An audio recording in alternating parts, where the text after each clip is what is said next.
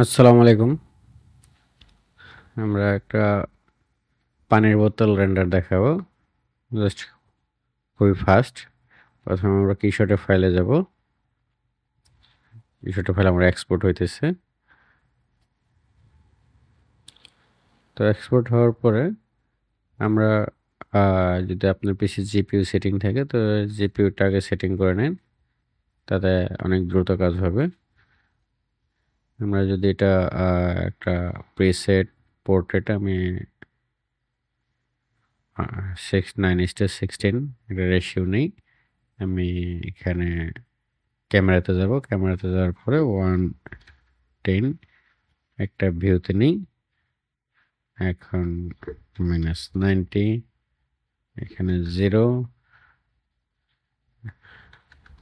আমরা এরকম একটা ক্যামেরা ভিউ লক করে ফেলি। এখন আমরা প্রথমে একটা ম্যাটেরিয়ালটা নিব। এখানে আমার আসলে পিসিতে অনেক ফাইল সিস্টেম বেশি, যার জন্য আমার এখানে লোডটা একটু বেশি সময় লাগে। আমরা প্রথমে যাব ম্যাটেরিয়ালে। আমি ডাউনলোডে যাব। আমি কিছু ক্লাউড থেকে ম্যাটেরিয়াল ডাউনলোড করে রেখেছি। আমরা পরবর্তী কোনো এক সময় ক্লাউড থেকে কীভাবে ম্যাটেরিয়াল ডাউনলোড করতে হয় সেটা আমরা দেখাবো। সো আমি এখানে এটা লোড না হইলে আসলে আগানো যাচ্ছে না। তার আগে আমি ওকে লোড ডান। আমি পেট ম্যাটেরিয়াল, পেট প্লাস্টিক, অথবা আমরা এখান থেকে অ্যাডভান্স ম্যাটেরিয়ালে যাব, এটা আমরা পরবর্তী ক্লাসে দেখাবো। আমরা এখানে পেট প্লাস্টিকটা ব্যবহার করি।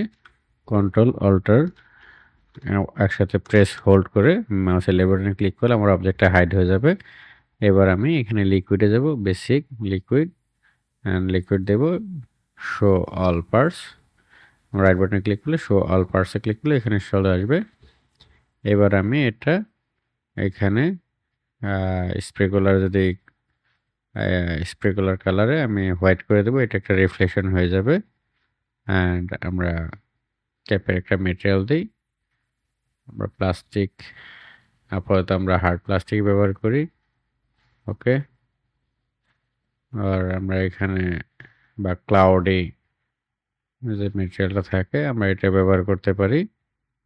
ডিপেন্ড আসলে আমি কি করতেছি। আমরা ক্লাউডে নিয়ে যাই, ক্লিয়ার মেটেরিয়ালে যাই, ক্লিয়ার রাফনেস। ওকে ওকে ডান। এবার আমরা লাইটিংয়ে যাব, প্রোডাক্টে যাওয়ার পরে আমি রে বাউন্স 42 করে দিই। এখানে রে বাউন্স আর বেশি হইতেছে। আর গ্লোবাল ইলুমিনেশন 3 আমার এদিকে ইলুমিনেশন হয়ে যাচ্ছে। আমি যদি জিপিইউ দেই, দেখুন জিপিইউ দেওয়ার সাথে সাথে আমার এটা জিনিসটা ক্লিয়ার হইতেছে। এখন আমি এটা এনভায়রনমেন্ট, রিয়েল একটা এনভায়রনমেন্ট ব্যবহার করি। এরকম অনেক লাইট আসতেছে, তার জন্য আমি একটা সেট নিই। আমরা মডেলে যাব। এখানে মডেলে আমার ব্যাকড্রপ র্যাম্প আছে। ব্যাকড্রপ র্যাম্পটা অনেক একটা বড় সাইজ থাকে আপনার, সেক্ষেত্রে জাস্ট আমরা সেন্সে যাব, ব্যাকড্রপ পজিশন স্কেল আমরা 1 করে নিই। এটা আপনার মডেলের উপরে ভ্যারি করবে, জাস্ট আপনি কতটুকু সাইজ করবেন। আমরা ট্রান্সফর্ম করে আমরা পজিশন মুভ করে নিই। জাস্ট আমরা ক্যামেরা অ্যান্ড আমরা প্রোডাক্টটা ধরি, মুভ অ্যান্ড লোয়ার অবজেক্ট। ওকে ডান। আমরা এই ম্যাটেরিয়ালটা এখানে আমরা প্লাস্টিক করে রিফ্লেকশন 0 করে দেই অ্যান্ড কালার লাইক আমরা এরকম একটা কালার নেই। আর এনভায়রনমেন্টটা আমরা একটু রোটেট করি যে আসলে আমরা কোন দিকে চাইতেছি। ওকে। এরপরে আমরা আরো কাস্টম ম্যাটেরিয়াল আমরা করতে পারবো। এইবার আমরা জাস্ট একটু ফটোগ্রাফিক লিনিয়ার কার্ভ আমরা একটু কন্ট্রাস্ট করি।